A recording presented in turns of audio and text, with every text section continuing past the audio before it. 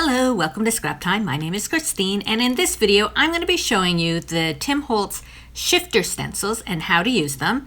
And I'm going to be using the dot stencil and to show you how you can achieve a pattern like this.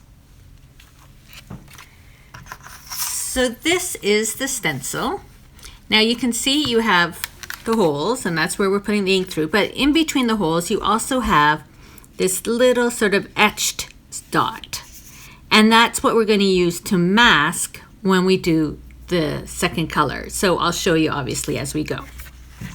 Now these stencils though come in a whole range of designs. Now he has a pile of them, but I'm just going to be using the dots for the demo. So what you want to do is, like any stencil, you want to lay it on your project that you're working on. Now when I'm working with stencils, I like to do it a little off. I don't like to have the circles just exactly inside, so I layer mine so they're a little off-centered, and then it just gives more the illusion that the pattern continues. I'm using ripe persimmon for my first color,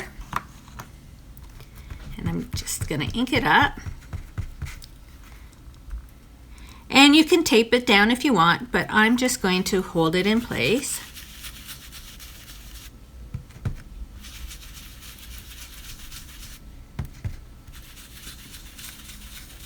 And I'm just rubbing the color through. I just want to mention that earlier I had used black Archival, and I put it over top of the stencil. That's why you might see some black there, just so I could sort of highlight my circles a little more when the ink sort of got into the etched area. Now when you're doing this last area, if you haven't put a piece of tape to mask it, you just want to be careful to not go over the line. So oh, I shifted a little. I'm just going to shift it back.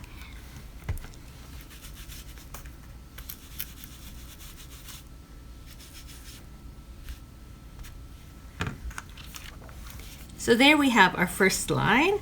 I'm just going to move it over and to do that last row. What I'm going to do for each, I'm going to turn it this way so I'm able to hold the stencil on the card so it won't shift so much. If I'm holding it over here, the card may still shift.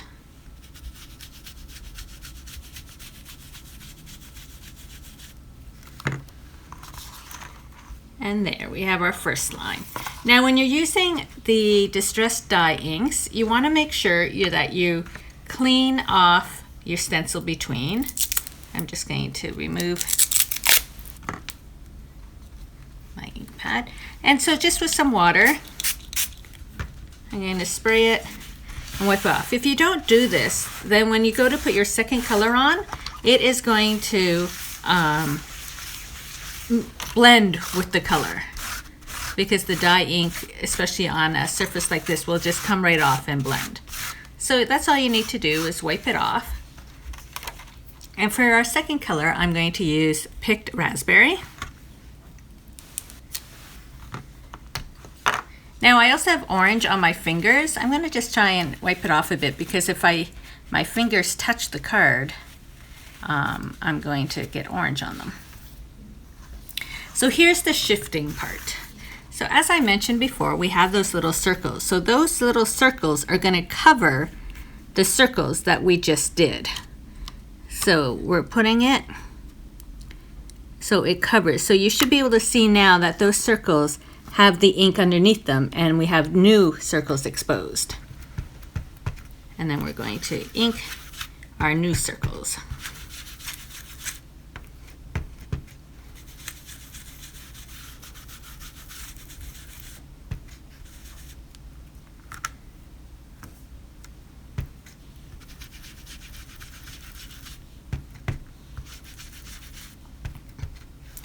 So it doesn't matter which shifter stencil you have, the concept is the same, that you are going to stencil it once through with one color, or you could do multiple colors too if you wanted, and then shift it so you're masking what you just did before we move to the next color. So you can see there, now we're having those two colors. I'm going to turn it over again.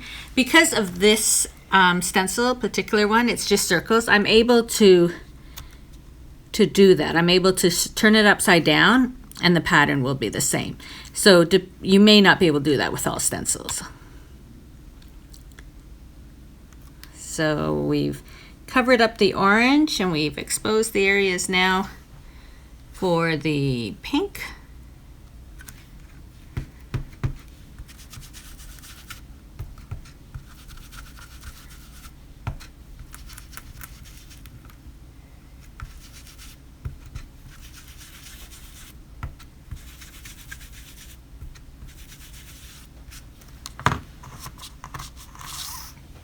And ta-da! We now have a really cool pink and orange circle background. And then here is my blue and purple one. And so you can see how cool these shifters are to use. Once you get the idea of the masking, then they're really easy to use. Just sometimes it can be confusing at first if you don't quite understand. So check out, again, I said he has a whole selection of shifter stencils, and you can have fun creating really unique backgrounds. Thanks for watching. Be sure to give our video a thumbs up and subscribe to Scrap Time videos on YouTube. In the meantime, here are a couple other videos you might be interested in watching. See you next time. Bye-bye.